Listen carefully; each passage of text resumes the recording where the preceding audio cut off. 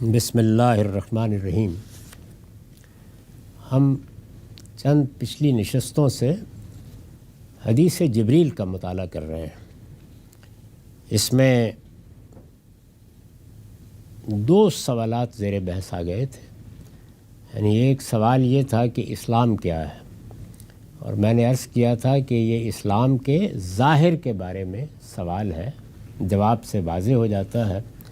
رسول اللہ صلی اللہ علیہ وسلم نے اس کو بیان فرمایا، اور جو شخص سوال پوچھ رہا ہے اس نے بھی یہی کہا کہ یہ بڑی صحیح بات آپ نے فرمائی ہے۔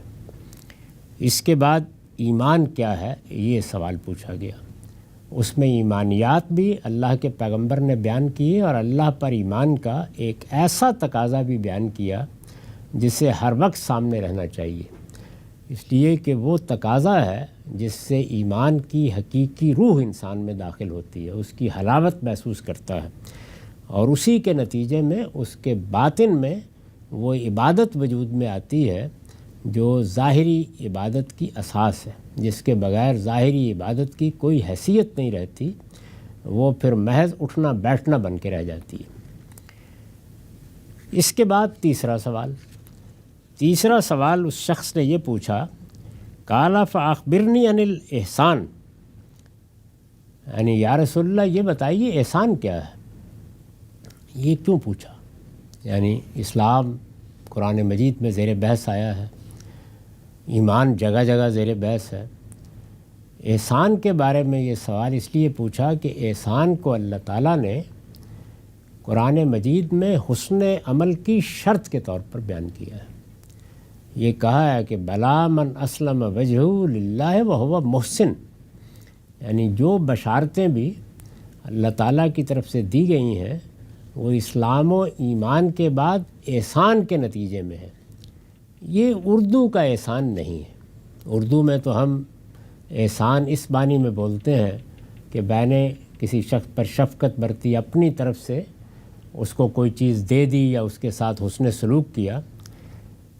اس احسان کا مطلب ہے کسی چیز کو خوبی کے ساتھ کرنا۔ یعنی جب کوئی کام کرتا ہے انسان تو ایک تو یہ ہے کہ چھدا اتارنے کے لیے بس کر دیا، اور ایک یہ کہ اس کی حقیقی روح کو سامنے رکھ کر اس کے آداب کا لحاظ کرتے ہوئے وہ کام کیا جائے۔ ایسے سمجھیے نا کہ آپ کے ہاں ناخواندہ مہمان آ گیا کوئی، تو اب کیا ہے، یعنی آپ دائیں بائیں سے یہ کہتے ہیں کہ بھائی اب کچھ کھلاؤ پلاؤ اس کو، اب آ گیا ہے کیا کیا جائے اس کا۔ لیکن ایک یہ ہے کہ مہمان آپ کے لیے راحت جاں ہے، وہ آیا ہے اور آپ کے دل نے خوشی محسوس کی ہے، تو اب آپ کے اندر اس کی مہمان نوازی کے لیے جو جذبات پیدا ہوں گے، جو اہتمام ہوگا، جو مسرت ہوگی، تو یہ گویا کیا ہے، یہ مہمان نوازی کا احسان ہے۔ عربی زبان میں احسان اس معنی میں استعمال ہوا ہے قرآن مجید میں۔ تو یہ سوال اس کے بارے میں ہے، یعنی اس احسان کے بارے میں نہیں ہے جو ہم ایک دوسرے پر کبھی کبھی کرنے کی جسارت کر بیٹھتے ہیں۔ فاخبرنی عن الاحسان، یا رسول اللہ فرمائیے احسان کیا ہے، جس کا ذکر میں نے ابھی بتایا آپ کو قرآن میں ہوا ہے، اور اس کو شرط بنا دیا ہے کہ اللہ کی طرف سیدھا رخ کرو۔ وہاں اسلام کا ذکر ہے، بلا من اسلم وجہہ للہ، جس نے اپنا رخ اللہ کی طرف کر کے اپنے آپ کو اللہ کے سپرد کر دیا، یہ اسلام ہے۔ اور پھر اس کے بعد کیا، وہ ہوا محسن، اور وہ یہ کام احسان کے جذبے سے کر رہا ہے، یعنی اس کے ہاں خوبی ہے اس کام کو کرنے میں۔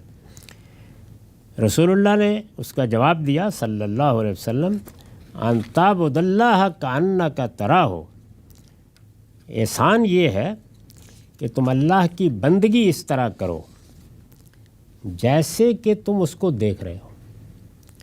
احسان یہ ہے کہ تم اللہ کی بندگی اس طریقے سے کرو گویا اسے دیکھ رہے ہو، اس لیے کہ اگر تم اس کو نہیں دیکھ رہے تو کیا ہوا، وہ تو تمہیں دیکھ رہا ہے۔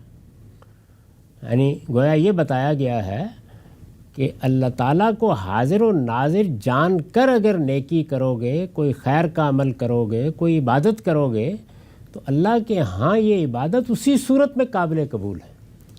اور یہ چیز اگر اللہ کو حاضر و ناظر جان کر کرو گے تو کس طرح ہوگی؟ اسی طرح ہوگی جیسے حضور نے بتایا، یعنی تم گویا اس دنیا میں اپنے آپ کو ذہنی لحاظ سے ایسے سمجھو گے کہ یہ میں نیکی کا کام کر رہا ہوں، یہ مجھ سے برائی سرزد ہو رہی ہے، یہ فلاں معاملہ ہو رہا ہے، میرا پروردگار مجھے دیکھ رہا ہے۔ لیکن اس کی ابتدا یہیں سے ہوگی کہ گویا تم اس کو دیکھ رہے ہو۔ تو اس میں کوئی دو درجے نہیں بیان کیے، بلکہ یہ بتایا ہے کہ تمہارے اندر یہ چیز ایسے ہی ہونی چاہیے کہ جیسے تم اس کو دیکھ رہے ہو، اس لیے کہ اگر تم اس کو نہیں دیکھ رہے تو اس سے کیا قیامت آ گئی، وہ تو تمہیں دیکھ رہا ہے۔ تو یہ چیز ہے جس کو ایک تمثیل کے اسلوب میں حضور نے واضح فرمایا۔ آپ نے جواب دیا احسان یہ ہے کہ تم اللہ کی بندگی اس طریقے سے کرو گویا اسے دیکھ رہے ہو، اس لیے کہ اگر تم اس کو نہیں دیکھ رہے تو کیا ہوا، وہ تو تمہیں دیکھ رہا ہے۔ اس پر میں نے لکھا ہے احسان کے لغوی معنی کسی کام کو اس کے بہترین طریقے پر کرنے کے ہیں، یعنی یہ احسان جو یہاں استعمال ہوا ہے یا قرآن میں بہت سی جگہوں پر یہ لفظ آیا ہے اس معنی میں، تو اس کا مطلب ہے کسی کام کو اس کے بہترین طریقے پر کرنا۔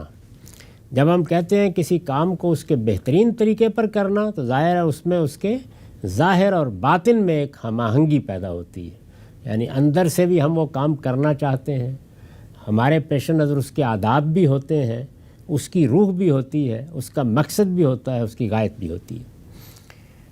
احسان کے معنی کسی کام کو اس کے بہترین طریقے پر کرنے کے ہیں، یہ اس رویے کا بیان ہے، یعنی اس سے پہلے بیان ہوا کہ یہ اسلام ہے، پھر یہ بتایا کہ یہ ایمان ہے، اب یہ بتایا کہ یہ اس رویے کا بیان ہے جو دین پر عمل کرنے والوں کو اپنے عمل میں اختیار کرنا چاہیے۔ یعنی دنیا میں بہت سے کام ہیں جو ہم دوسروں کی خوشنودی کے لیے کر لیتے ہیں، اور جس طرح میں نے عرض کیا کہ بعض اوقات بس کر لینے کے لیے کر لیتے ہیں، یہ اماں کو بات کہنی ہے کہہ دینی ہے، اچھا خوش ہو جائے گی۔ اسی طرح سے حکمرانوں کے بہت سے احکام قواعد ہیں، آخر وہ نافذ کر دیتے ہیں تو طعن و کرہن ماننے ہی پڑتے ہیں۔ لیکن اللہ تعالیٰ کے دین کا معاملہ یہ نہیں ہے، اس میں انسان کے باطن اور ظاہر کو ہم آہنگ ہونا چاہیے، اسی ہم آہنگی کو احسان سے تعبیر کیا ہے۔ یہ اس رویے کا بیان ہے جو دین پر عمل کرنے والوں کو اپنے عمل میں اختیار کرنا چاہیے۔ سورہ بقرہ کی آیت 112 میں من اسلم وجہہ للہ وہو محسن، اپنی ہستی کو جن لوگوں نے اللہ کے سپرد کر دیا اور وہ خوبی کے ساتھ عمل کرنے والے ہیں، اور اس مضمون کی دوسری آیات میں متعدد مقامات پر قرآن نے اس کی تاکید فرمائی ہے، یعنی یہ وہ احسان ہے جو اس آیت میں بھی بیان ہوا ہے اور بعض دوسری جگہوں پر بھی۔ یہاں یہ واضح رہے کہ یہ دین پر عمل کا کوئی درجہ نہیں ہے، اس کو بالکل غلط سمجھ کر اس میں دو درجات بنا دیے گئے ہیں کہ ایک درجہ یہ ہے کہ آدمی اللہ کو دیکھے، دوسرا یہ ہے کہ گویا اللہ اس کو دیکھ رہا ہے۔ وہ ایک ہی بات ہے جو بیان کی گئی ہے، اس بات کو سمجھانے کے لیے یہ بتایا ہے کہ تم اللہ کو دیکھ رہے ہو، اس لیے کہ تم نہیں دیکھ رہے تو اس سے کوئی فرق نہیں پڑتا، وہ تمہیں دیکھ رہا ہے، یہ بات سمجھائی ہے۔ یہاں یہ واضح رہے کہ یہ دین پر عمل کا کوئی درجہ نہیں ہے، بلکہ عمل کے لیے اصلی مطلوب رویہ ہے، یعنی مجھے جو عمل کرنا ہے اس میں ہر شخص کو اسی طریقے سے عمل کرنا ہے۔ یہ رویہ کسی شخص میں اس وقت پیدا ہوتا ہے جب وہ خدا کو سمیع و بصیر یعنی سننے والا، دیکھنے والا، اور اپنے شب و روز پر ہر لحظہ نگران سمجھ کر اس کے احکام پر عمل کرے، اسی وقت ہوتا ہے۔ نبی صلی اللہ علیہ وسلم نے یہی بات نہایت سادہ مگر بلیغ اسلوب میں بیان فرما دی ہے۔ قرآن میں جگہ جگہ اسی بنا پر خدا کے حاضر و ناظر ہونے کی یاد دہانی کی گئی ہے۔ اس رویے کی تربیت مقصود ہو، یعنی انسان اپنے اندر یہ رویہ کیسے پیدا کرے، تو فہم و تدبر کے ساتھ قرآن کی تلاوت کرنی چاہیے، ثواب کے لیے نہیں بلکہ سمجھنے کے لیے، غور کرنے کے لیے۔ یہی خدا کا بتایا ہوا سلوک ہے، اس کے لیے کہیں اور جانے کی ضرورت نہیں۔ بس اللہ کی کتاب کو اگر فہم و تدبر سے پڑھنا سیکھ لیا جائے تو وہ ایک تعلق پیدا کرتی ہے، اور پھر اللہ تعالیٰ کی صفات کا اور اللہ تعالیٰ کے حاضر و ناظر ہونے کا صحیح احساس زندہ رہتا ہے۔ اس کے لازمی نتیجے کے طور پر اسلام اور ایمان اور عمل میں ہر جگہ احسان پیدا ہو جاتا ہے۔ اس کے لیے کسی دوسری جگہ جا کے کہیں سے کچھ جاننے کی ضرورت نہیں ہے، اس کا راستہ اللہ کی کتاب کے اندر سے نکلتا ہے۔ وآخر دعوانا الحمدللہ رب العالمین۔